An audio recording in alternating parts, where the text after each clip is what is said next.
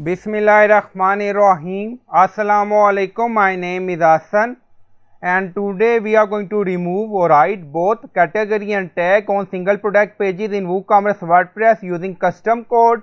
Before starting work, it's my request, please subscribe my channel. Thank you. Now back to our work. So we are in single product page and then you see SKU category tag. Now go to dashboard. On left side you see plugin, so click on add new plugin. Then in search plugin write WP code.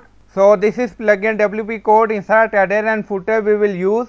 So you will install this plugin and activate it, and after activation on left side you see code snippet and then you see add snippet, so click on it. Then you see add your custom code, so again click on it.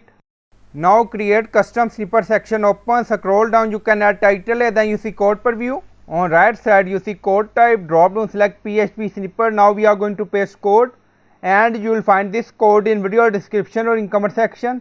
So by using remove action, first we are going to write SKU category tag, and then by using this code we will again show SKU in single product page. Scroll down, you see insert method, auto insert, location, run everywhere. On top you see inactive, now active, and then click on save snippet. Now snippet created and saved. Go to single product page and refresh the page.